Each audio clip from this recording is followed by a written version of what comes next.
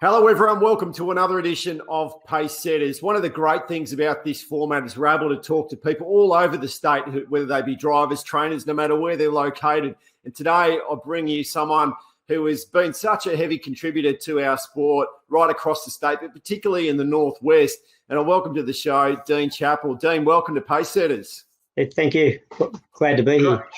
Great to have you on, mate. Hey, now, while we're recording this, and by the time this thing gets basically all edited together and people get to see it, you may have passed the milestone. But right now, we've got you recorded at 699 career wins. So you're on the verge of a really, really special milestone. How does that feel? Yeah, it's pretty good. It's been a hard slug to get to that stage, being in the bush and limited racing. But yeah, hopefully on Thursday I can get over the 700 mark. When you say it's been a long journey and a lot of a hard slog, let's go right back to the start. Like, when can you put on the record? What was your first winner, Dean? Funnily enough, my first winner was, I remember it clearly, it was at Menangle on the old track. It was at the top of the lane. I had to push Brian Hancock out of the road to get the money, so I'll never forget that. And shake my hand and congratulate me. It was a great moment, and I'll never forget it. I was only about 16. That's a fair old scalp to get on your first winner, Brian Hancock. Yeah, no, it was great. I'll never forget it. It was, and he was terrific about it too. Don't worry about that. What was the name of the horse? Jimmy Hill. Yeah, he was probably the first horse I trained, and I won about 3 or 4 races with him. And yeah, he was a great little horse that started me off. Yeah, and does the first win, like, is it still a special 699 wins along on that journey as that first win, Dean? Yeah, it does. Every win's special, and because everyone in the industry works hard for every win, so every win means something. Some a little bit more than others. So it doesn't matter if it's wherever it is, Tamworth, Newcastle, or even Menangle these days. They all mean something to me because we all work. I work, and so does everyone else work so hard for it. Yeah, and you've got horses that you've obviously got yourself that you look after, but then you drive for other people. Can you differentiate between how that feels to land a winner for yourself or land a winner and give someone else that special moment of winning a race as an owner? Oh, it's a bit of both, but I because we work so hard here with our horses, because we've always got a big team, it does feel a little bit more special when you train your own horses. But, I've got a lot of friends here that sort of, only got 1 or 2 horses in work. So when I drive a winner for them, it means a hell of a lot to them, more than me, because I get a fair few winners. But, it's probably a little bit more when we train our own and, because you put so much behind it and it's so special then. That's one of the beautiful things about our sport, isn't it? That there's elements of finding the magic moment, whether you're an owner, whether you're a driver, whether you're a trainer. And it's not necessarily even winning. It's, it's a horse exceeding expectations, but there's so many magic moments that can be created in harness racing, isn't there? Yeah, it is a special sport, and there's a lot of great people that I've met along the way in it, and, a lot of hard workers, and there's a lot of magic moments. Even, you could go to the races and get beat, but, your horses have done their best and you've done your best, and it still means a lot. Yeah. What about obviously you're up there in the Northwest at the moment and doing a lot of racing around that region, and we're into regionalisation right now, Dean, COVID enforced. I guess for you, you've really made your mark in that area. Is it a special part of our state for you? Does it feel like home, and it means extra more to be landing winners up there?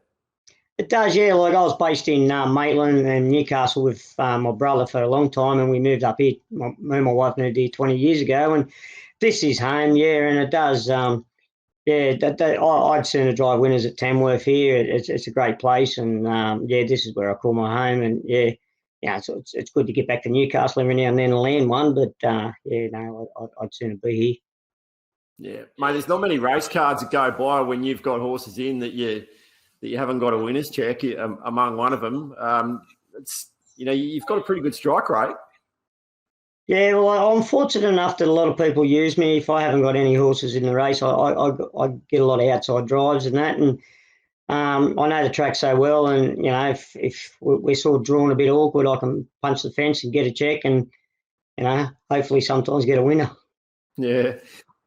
You talked about that first win, beating Brian Hancock in that race. How did, like, if we go back a step further than that, like, how did you become to be part of harness racing in the first place, Dean? With my stepfather, Charlie Lee, my brother and I, Guy, we got involved sort of around about 7 or 8 when my mother met him. And from that day on, I was always going to be a harness racing driver. I don't know if it turned out good or bad, but that was all I wanted to do, you know. And he gave us the grounding, and, you know, I'd done a good job with Guy as well. And, yeah, so from there on in, I just worked hard at it. And yeah, here I am today. But I've had a lot of jobs along the road, but harness racing's been the main foundation of me for a long time. What else were you doing? What were some of those other jobs that you talk about? You know, working in abattoirs and delivery drivers and things like that. But I've always been back to the horses, you know, for sure. Kept pulling you back, eh? Yeah, yeah. I don't know if it's good or bad, but that's how it's worked. Yeah, and what is it about it for you that keeps drawing you back, do you think? I don't know. I think that people say it gets in your blood, and I think they're right, you know. And it's you know, these days it's a better income than the old days. You can make some sort of living out of it if you're good enough and you're in the right spot. So yeah, I don't know. It's just the love of the horses, and you know, if I'm my own boss here at the moment, and I can do my own thing, and if you work hard enough, you get the results. Yeah, and you're prepared to. I mean, I mentioned just before that we're in regionalisation again. You know, that proactive move is taken, obviously, with the COVID restrictions in play at the moment. But a little story just to you and I have only met once, but we met very early in my time working at Harness Racing New South Wales, and it was at Maitland. And I remember you're very gracious with your time and introducing me to your family. But one of the things you said was you're about to go on a road trip and take a couple of horses on a road trip all the way to Broken Hill just for a couple of drives. And, you know, we're talking, that's a huge drive and that's a huge journey to do it. But that's you, isn't it? That you're prepared to do that, and it's the love of the sport, it's the opportunity to race, all those things. Yeah, look, we do a lot of miles, and that was one of my biggest. I think you're with Sean Snudden that night, and he gave me a bit of a spray about going there that day. And yeah, no, we that was probably our biggest effort. You know, we you know, we've done a few Queensland trips. We don't mind. We go to Menangle with the right horse, Newcastle every second week. So yeah, I'm not afraid to travel, and you know, that particular time we got the money. But there's a lot of times we don't, you know. But it doesn't matter. You just back up again and go again. Yeah.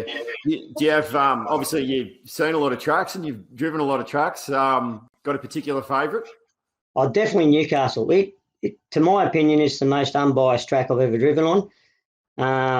Yeah, I really got a favourite of Newcastle. Probably Tamworth second because I win a lot here, but no, Newcastle, it's a very good track. It's a fair track and everyone gets a chance. Yeah. And you've just mentioned two areas where you once called home and now you do call home. I guess that adds an extra element to it as well. Yeah, definitely. Yeah. They're both good tracks, and that, you know, obviously Menangle's everyone loves the Menangle and that, but I don't get enough chances down there to call it my favourite, so I'll have to stick with the two I know. What's and I've mentioned it a couple of times about, you know, this return to regional racing because of COVID, but if we can talk through COVID, obviously COVID has started to rear its head, you know, over the last couple of weeks where you are there in Tamworth. Like, what's been the impacts for the Northwest? You know, because I'd imagine there's a lot of people, you know, south of where you are probably can't necessarily even get a grasp on how it impacts even areas in such a minor way as well. In harness racing itself, it hasn't really impacted us because we had Newcastle come here and that was sort of more or less it, you know. So as a harness racing point of view, it hasn't really impacted us.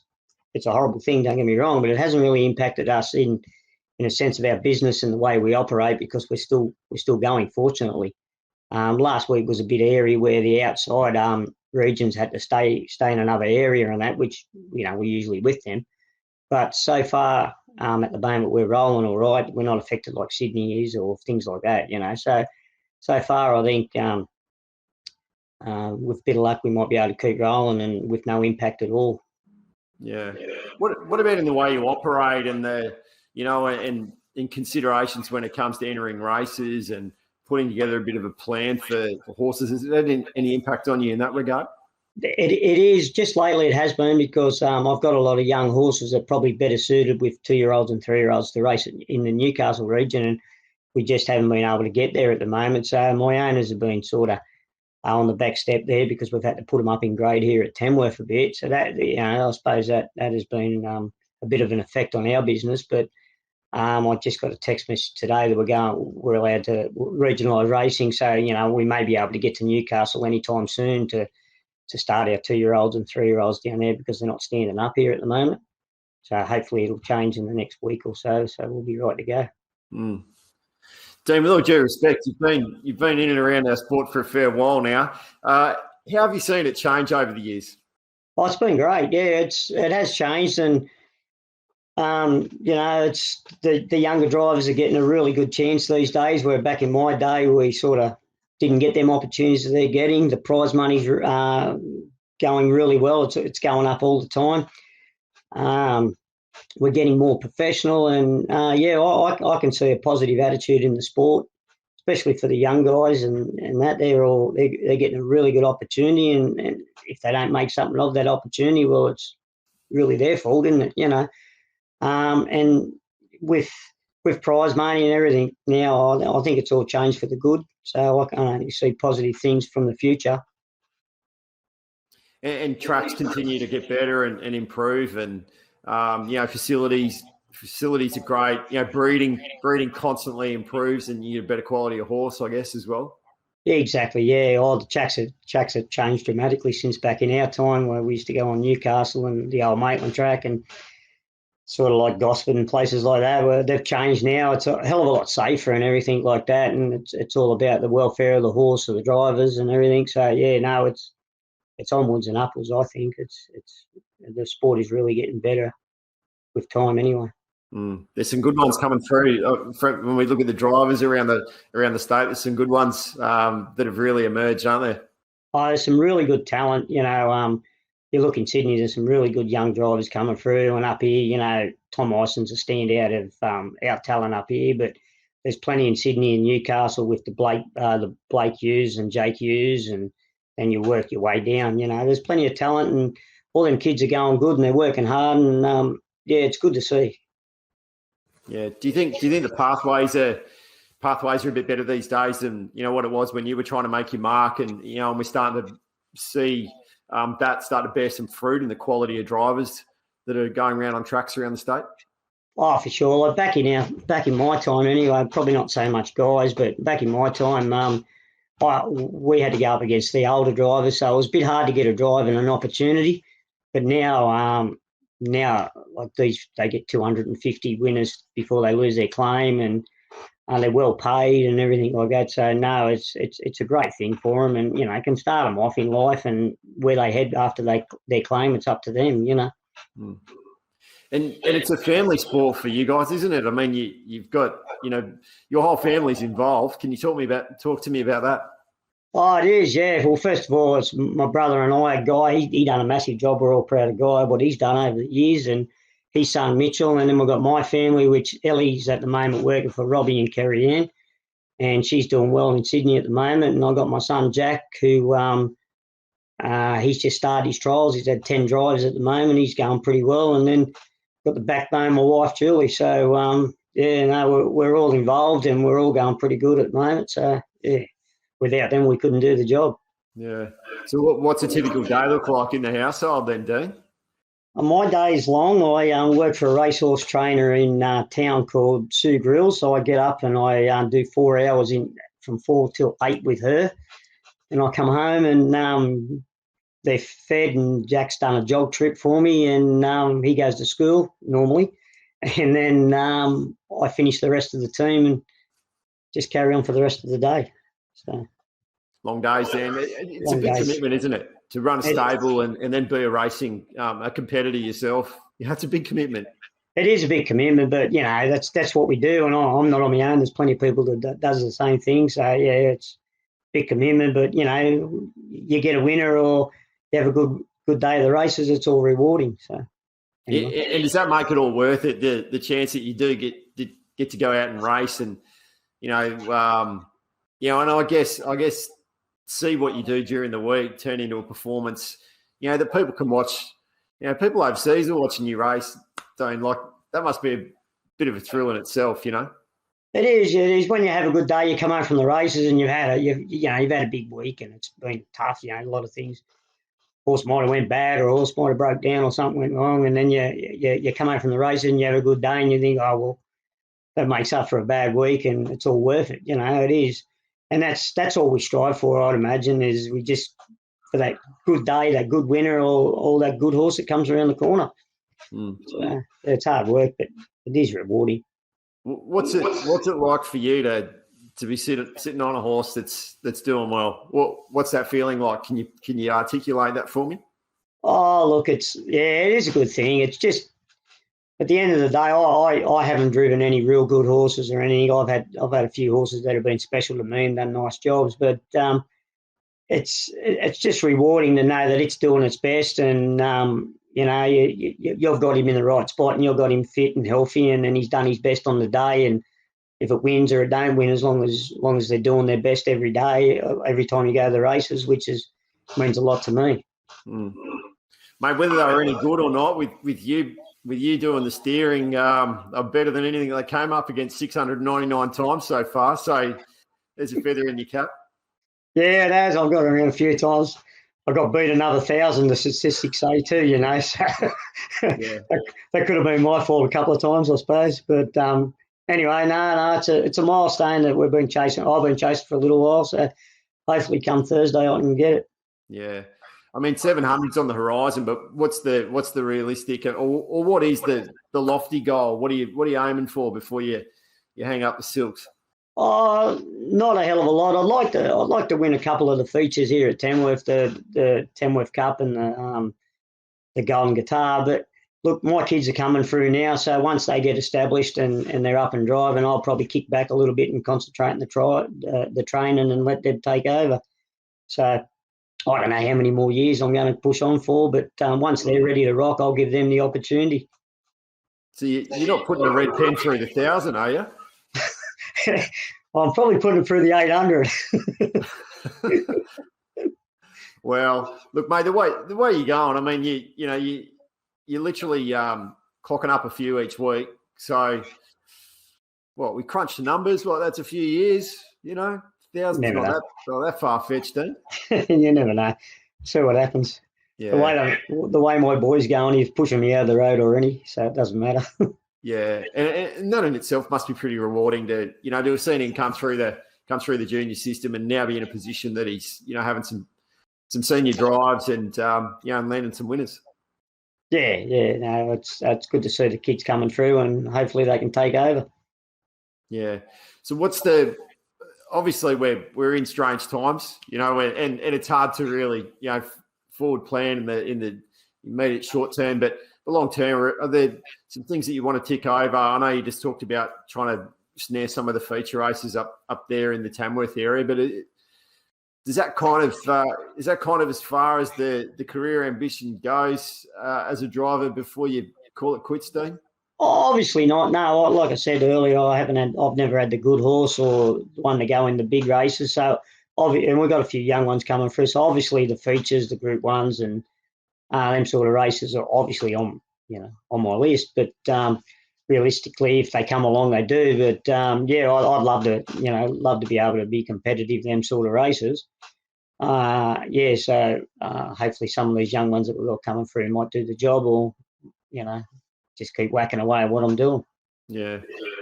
Hey, how many Ks do you reckon you put on the car over all the years, getting around all these races that you go to? Look, I don't know. There'd be a million, I suppose. There'd be plenty. Oh, there must be a lot. Yeah, we've done it. We've sort of been, my wife and I, we've been all over New South Wales. We've done plenty of Queensland trips. And, So, anyway, we're not going to stop for a while. Yeah. You talked about the first win as being pretty memorable. What is the most memorable winner that you've landed across those 699? Jeez, I don't know. It's a bit hard. Probably my first Harold Park winner was my first Harold Park winner was only on a Tuesday night, but back in our day, all you wanted to do is drive a Harold Park winner, and I drove it on a horse called Swamp Fox. That was pretty exciting back in them days because it meant a hell of a lot, you know. But I don't know, probably winning the Gold Nugget at Tamworth was one of our features on Churchill Bromac. But you know, there's been a few there that it sort of jogged me mind a bit. But probably Broken Hill was special too, getting 3 out of 3. So you know, there's a few little ones there that mean a bit to me. Yeah, regional racing means a lot to you, doesn't it? It does, yeah. Everyone's very close here, and you know, everyone does their best, and you know, one winner means a hell of a lot to people here. Where some days, you know, and other people, you know, because it's just a job, and that probably doesn't mean as much to them as it does to people up here, you know. Yeah, you still love it though, don't you? Yeah, I'm still there. Yeah. Hanging in there. Yeah. Do you like it? Do you love it as much as when, you know, way back when you started and you first started to get that rush of, you know, being part of racing? They do. Like, I don't sense that's something that's necessarily diminished in you. Oh no, it's not. It's just like even now, if there's a race when there's a driver that it's not on a horse, and I know I've driven for them people and that, I'll shoot them a text and still chase that drive. So as long as I'm still chasing drives and still wanting to go on, I've got the eye of the tiger. So you know, yeah, it's still in me. So I'm a long way from laying down. But when the kids get through, like I said, they can push me out of the road and take over. Yeah. Well, I hope that you know, we still got plenty of races to watch and support you in, Dean. And you know, obviously 699 is a massive milestone.